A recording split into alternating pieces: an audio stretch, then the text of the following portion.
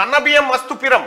7,000కు చేరిన హెచ్ఎంటీ జై శ్రీరామ్ రకాలు బీపీటీ సోనా మసూరి 6,500 పైనే వారం రోజుల్లో క్వింటాల్పై 800 పెరిగిన రేట్లు సౌత్ ఇండియాలోని అన్ని రాష్ట్రాల్లో తగ్గిన దిగుబడులు మన రాష్ట్రం నుంచి పెరిగిన ఎగుమతులు వ్యాపారులు మిల్లర్ల గుప్పిట్లో సన్నబియ్యం మార్కెట్ ఉందట ఇప్పుడు రైతుల దగ్గర లేదు వ్యాపారులు అంతే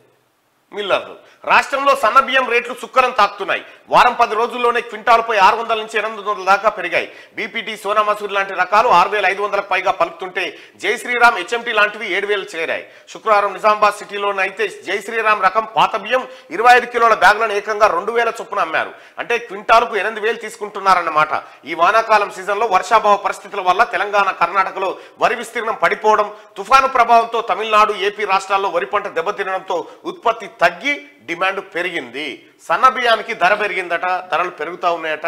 అయితే ఈ పెరిగిన ధరలు రైతులకే అందేటువంటి ధరలు కాదు వ్యాపారులకే అయితే రైతులు చేయాల్సిన పని ఏంటంటే పండించిన పంటను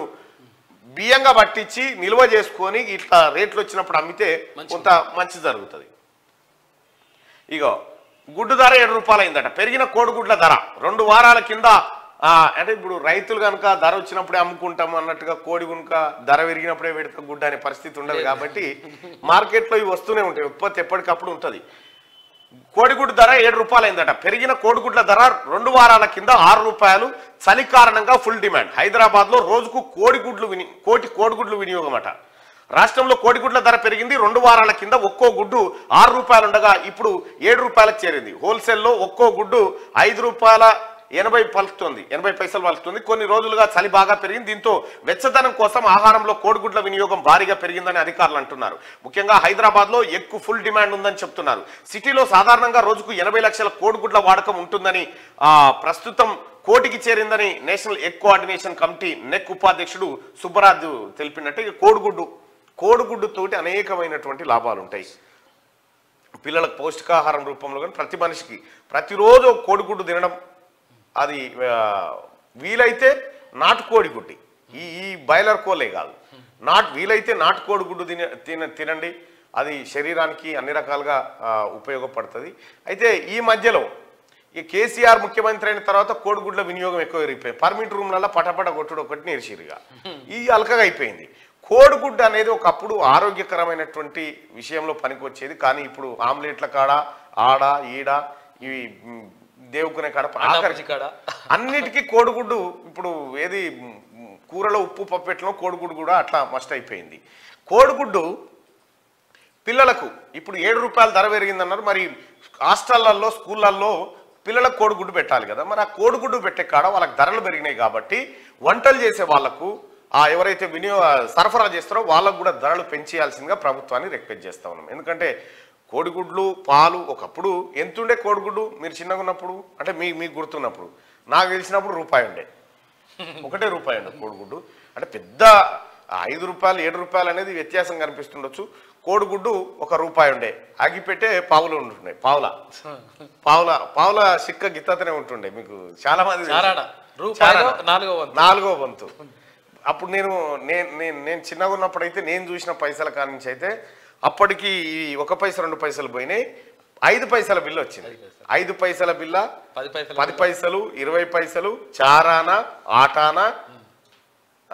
రూపాయి అయితే ఆట్ అనా 16 అనాలకు రూపాయి ఆట అనా అంటే సగం రూపాయి అన్నమాట 16 అనాల ఏదో పాటలు అట్లా అన్నట్టు మనం ఇప్పుడేం పైసల రూపంలోకి మారింది 100 పైసలకు రూపాయి అనేటువంటి ఇప్పుడు అంటారు అప్పుడేమో 5 పైసలు 10 పైసలతోటి రోజంతా గడిచేది ఆ పరిస్థితి ఉంటున్నాయి ఎందుకంటే 10 పైసలతోటి కొనుక్కోవడానికి వస్తువులు వచ్చేటి పిప్పర్మెంట్లు వచ్చేటి బిస్కెట్లు వచ్చేటి అన్నీ ఇప్పుడు ఏమి రావు అంతేందుకు ఇప్పుడు ఏమన్నా గుట్టకానో ఏమన్నా 50 గుట్టకానో లేకపోతే ఇంకో ఈడ నేను ఆడంగా వస్తుంటే కొండపోసమ్మ కాడ ఇట్లా వరుసగా నిలబడరు ఎవరు వాళ్ళే ఏది ధర్మం చేయమని ఇట్లా కూర్చున్నారు అట్లా వాళ్ళలో కూడా చాలా మార్పు వచ్చింది ఇప్పుడు వాళ్ళు కూర్చున్న వాళ్ళంతా ఇప్పుడు ఒక్కడు వస్తే ఒక భక్తుడు వస్తే వాని గురించి వెయిట్ చేస్తా ఉంటారు రాగానే వెయిట్ చేసి పొజిషన్స్ తీసుకుంటారు వెంటనే పొజిషన్స్ తీసుకొని వాళ్ళు అడుక్కుంటూ స్టార్ట్ ఇంకా వాళ్ళ దాంట్లో కూడా సేట్ మంచోడు వేస్తాడు మొగలు ధర్మంగా మనిషి ఈ మెట్లు ఎక్కుతా ఉంటే ఇవన్నీ పదాలు మళ్ళీ వచ్చేటప్పుడు చూస్తుంటే వెళ్ళిన తర్వాత దిగితే అయితే అట్లా చిల్లర లేదు సార్, మేము అందరం సమానం తీసుకుంటాం, ఇచ్చిపో ఒక్క 100 రూపాయలు ఇస్తే మేము అందరం తలా 10 తీసుకుంటాం, 10 అంటే ఆ మెట్ల మీద కూర్చున్న వాళ్ళే రూపాయి 2 రూపాయలు చాలు. ఒకప్పుడు యాదగిరిగుట్ట మెట్లెక్కి పోతా ఉంటే 5 పైసలు వేసుకుంటూ పోతూ వాళ్ళు సంబరపడేది. ఇప్పుడు రూపాయి ఇట్లా చూస్తూ రూపాయి అన్నట్టుగా అట్లా. అంటే మినిమం 10 రూపాయలు 5 రూపాయలు ఉంటే పర్వాలేదు, 10 అయితే బెటర్ అనే పరిస్థితిలో ఉంది అడుక్కునే కాడ కూడా. అంటే వాళ్ళలో కూడా మార్పు వచ్చింది, వాళ్ళు ఎట్లా అడుక్కోవాలనో తెలుసుకున్నటువంటి వాళ్ళు. ఎటో పోతా ఉన్నాం మేము టాపిక్ అంతా. గుడ్డు అయితే గుడ్డు తినండి, ఆరోగ్యంగా ఉండండి. కొంచెం ఫ్యాట్ ఉన్న లోపల అది నీలం తీసేసి పచ్చస్తన తినద్దు.